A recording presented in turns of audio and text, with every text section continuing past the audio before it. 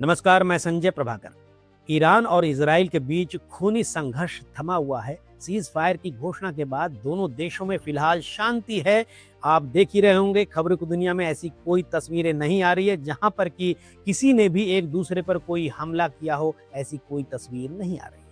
किसी ने भी सीज फायर के बाद एक दूसरे पर कोई हमला नहीं किया है, लेकिन ईरान ने अचानक किंग कोबरा की तरह फन फैलाकर जहरीली फुफकार जरूर मार दी है। कैसी जहरीली फुफकार? अब ईरान के इस ताजा रणनीति से अमेरिका के राष्ट्रपति डोनाल्ड ट्रंप और इजराइल के प्रधानमंत्री बेंजामिन नेतन्याहू का खात्मा तय है। शायद ईरान यही मान रहा है। ईरान के सबसे सीनियर शिया धर्मगुरु ग्रैंड अयातुल्लाह नासिर मकारिम शिराजी ने एक ऐसा फतवा जारी किया है जिसने मिडिल ईस्ट में भड़क रही चिंगारी को शोला बना दिया है। शोला। इस फतवे में सीधे तौर पर अमेरिका के राष्ट्रपति डोनाल्ड ट्रंप और इजराइल के प्रधानमंत्री बेंजामिन नेतन्याहू को अल्लाह का दुश्मन कहा गया है और इनका खात्मा करने के लिए दुनिया के इस्लामिक देशों के एक होने की अपील की है। खुलेआम जारी किए गए इस फतवे का क्या मतलब है? क्या यह अमेरिका के लिए नई ललकार नहीं है? जान माल का फतवा बनाम अमेरिका की ताकत, यही बात सामने आ रही है। देखिए, क्या ट्रंप और नेतन्याहू के खिलाफ इस्लामिक जंग का ऐलान उल्टा नहीं पड़ सकता है ईरान के लिए? मुझे तो लगता है कि ईरान के इस फतवे के आने से आने वाले दिनों में खुद ईरान इस्लामिक देशों की भीड़ में तन्हा यानी अकेला और मजबूर नजर आ सकता है। आपको क्या लगता है? जरूर लिखिएगा कमेंट बॉक्स में। क्या शिया धर्मगुरु ग्रैंड अयातुल्लाह नासिर मकारिम शिराजी ने फतवा जारी करके ईरान के पैरों में ही कुल्हाड़ी तो नहीं मार दी है? अल्लाह का दुश्मन जब एक धार्मिक फतवा वैश्विक कूटनीति यानी इंटरनेशनल डिप्लोमेसी को ललकारने लगे, चुनौती देने लगे, तो सवाल उठते हैं कि क्या धार्मिक जुनून है ये या रणनीतिक भूल है ये ईरान का? अब आप सोच रहे होंगे, आखिर ईरान पर असर क्या पड़ेगा ऐसा करने से, इस फतवे से? क्या रणनीतिक भूल है इसमें? उन सभी पॉइंट्स की बात इस एनालिसिस में की जाएगी। कोई हवाई बात नहीं करूंगा मैं। दोस्तों, आगे बढ़ूं उससे पहले आपसे दिली गुजारिश है कि अगर आपने अभी तक मेरे इस YouTube चैनल को सब्सक्राइब नहीं किया है तो तुरंत कर लीजिए। इसमें देर किस बात की? और हाँ, वीडियो पसंद आए तो लाइक बटन जरूर दबाइए। इसमें कंजूसी किस बात की? दिल खोल कर लाइक कीजिए। और हाँ, आप इस वीडियो पर अपने विचार यानी अपनी राय जरूर लिखिए, क्योंकि आपकी राय से खबरों की दुनिया में क्रांति आ सकती है और आपकी राय लोगों तक पहुंचेगी। आइए आते हैं आज के एनालिटिकल रिपोर्ट के मुद्दे पर।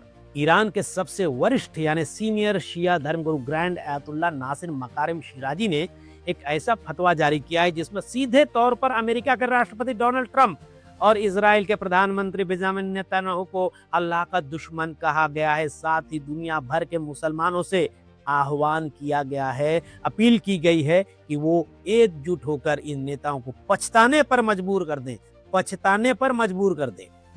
पर क्या ये रणनीति अमेरिका और इजराइल जैसी वॉर मशीन के सामने टिक पाएगी? सोचिएगा। क्या ये फतवा वास्तव में इस्लामी एकता लाएगा या शिया सुन्नी राजनीति और मुस्लिम बनाम ईसाई ध्रुवीकरण को और भड़का देगा? आइए एक नजर डालते हैं फतवे की टाइमिंग और उसके इरादे पर।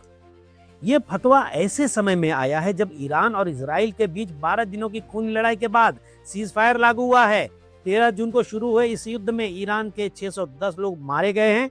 वहीं इजराइल ने 28 सैनिकों की मौत की खबर दी है। खबरों में यही आया।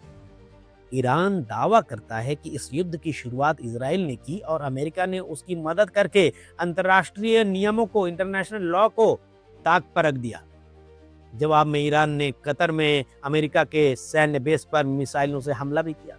अब जंग जब रुकी हुई है, ईरान के टॉप मौलवी का यह फतवा युद्ध के मैदान से सीधे धार्मिक मोर्चे पर जंग का ऐलान है। धार्मिक मोर्चे पर जंग का ऐलान है। इस फतवे का कानूनी और धार्मिक नतीजा क्या हो सकता है? सोचिएगा और जरूर आप अपनी राय में लिखिएगा इस वीडियो के कमेंट बॉक्स में। देखिए, इस्लामिक फतवा केवल धार्मिक मत है, लेकिन ईरान में ये राजनीतिक और कानूनी प्रभाव भी रखता है। खबरों के मुताबिक जो व्यक्ति या सरकार ईरान के नेता को धमकी देता है वो मोहरेब कहलाता है। मोहरेब यानी अल्लाह के खिलाफ युद्ध छेड़ने वाला। ईरान में मुहर्रिब करार दिए गए व्यक्ति को मौत की सजा दी जाती है, सूली पर लटका दिया जाता है, उसके ऑर्गन यानी अंग काट दिए जाते हैं, निर्वासन जैसी सजाएं भी मिल सकती हैं। यानी ये केवल बयानबाजी नहीं है, ये फतवा। ईरान इसे अल्लाह की जंग मान रहा है, लेकिन ट्रंप या नेतन्याहू जैसे नेताओं को गिराने की सार्वजनिक धार्मिक अपील अंतरराष्ट्रीय मंच पर वो भी सीधा धार्मिक टकराव बन सकती है या नहीं, आप सोचिएगा और जरूर कमेंट बॉक्स में लिखिएगा। ऐसे में एक विराट प्रश्न ये सामने आता है, क्या इस फतवे का जवाब वेटिकन या अमेरिका के चर्च नेटवर्क से आएगा या नहीं आएगा? क्या इस इस्लामिक अपील पर क्रिश्चियन ब्लॉक एकजुट नहीं होगा?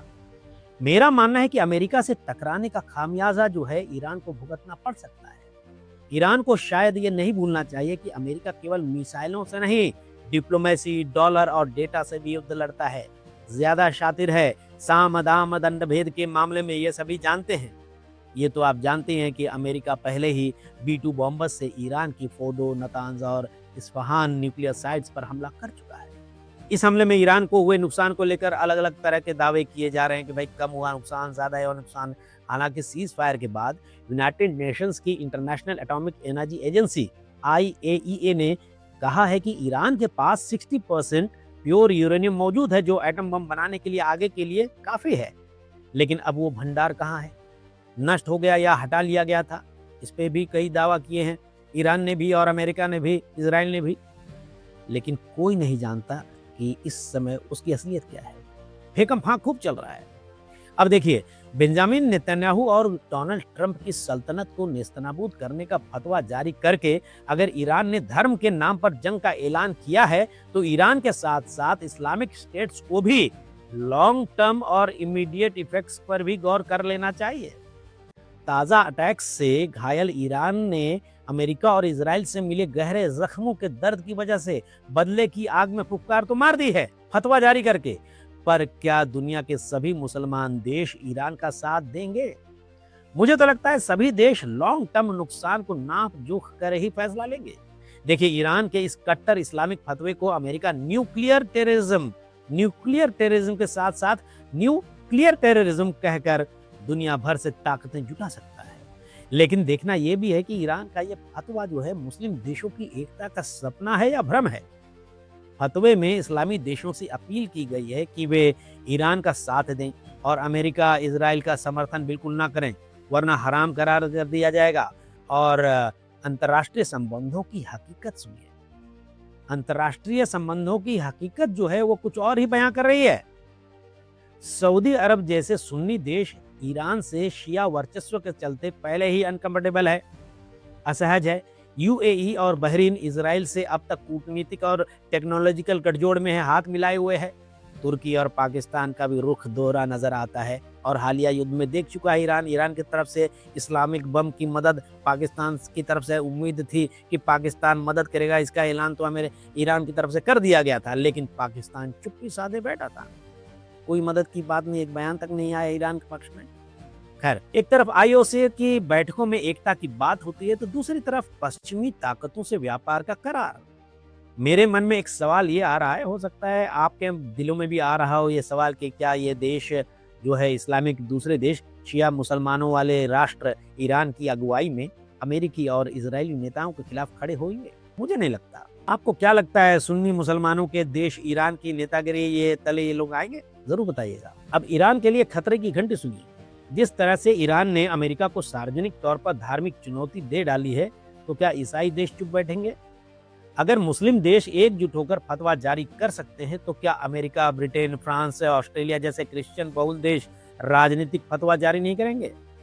ईरान ने भले ही अमेरिका के खिलाफ हालिया युद्ध में जवाबी कार्रवाई की, सीधी चुनौती दी, चैलेंज किया, उसे हुक्मरान मानने से साफ इनकार कर दिया, पर इस ताजा चाल, ये जो फतवा, इस ताजा चाल से अमेरिका से पंगे लेना भारी पड़ सकता है ईरान को।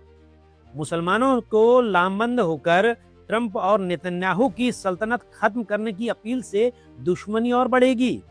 अगर इस्लामिक देशों को एक होने की अपील की जा रही है, तो क्या क्रिश्चियन देश एक नहीं होंगे, चुप बैठेंगे? देखिए, वो मक्खन में छुरी चलाने वाले कलाकार है, वो फतवा जारी नहीं करेंगे, पर मुश्किलें जरूर पैदा कर सकते हैं। उनकी आदत रही है और स्वभाव रहा है, एक्सपीरियंस है उन्हें। वे ईरान के खिलाफ आर्थिक पाबंदियां, संयुक्त राष्ट्र में राजनयिक प्रस्ताव और सैन्य घेराबंदी के रास्ते से ईरान की नाकेबंदी जरूर कर सकते हैं।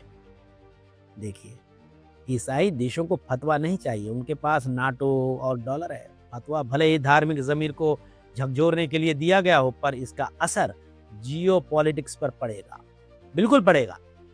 ट्रंप इस मौके को मुस्लिम कट्टरता साबित करने के लिए इस्तेमाल कर सकते हैं और अपना पॉलिटिकल एजेंडा मजबूत कर सकते हैं।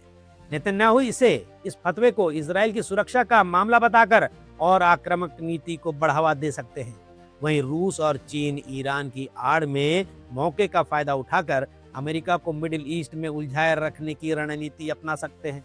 ऐसे में ईरान के इस फतवे को लेकर अंतर्राष्ट्रीय असर के मामले में निचोड़ क्या निकलकर सामने आता है? आग भड़क सकती है, पर इस बात से इनकार नहीं किया जा सकता है कि ईरान अकेला रह जाएगा मैदान में। ईरान का धार्मिक और राजनीतिक नेतृत्व आज क्रांतिकारी तेवर में जरूर है, पर युद्ध के मैदान में अकेले नारे और फतवे से काम नहीं चलता, युद्ध नहीं जीता जा सकता। ईरान को अगर सच में अपने लोगों को सुरक्षा चाहिए तो उसे धार्मिक उकसावे और अंतर्राष्ट्रीय द्रोह के बीच संतुलन बनाना होगा, बैलेंस करना होगा। अब आपसे सवाल है, क्या धार्मिक फतवा आज के दौर में अंतर्राष्ट्रीय राजनीति में जगह रखता है? क्या इस्लामिक देशों को ईरान का साथ देना चाहिए या तटस्थ रहना चाहिए, यानी उन्हें न्यूट्रल रहना चाहिए?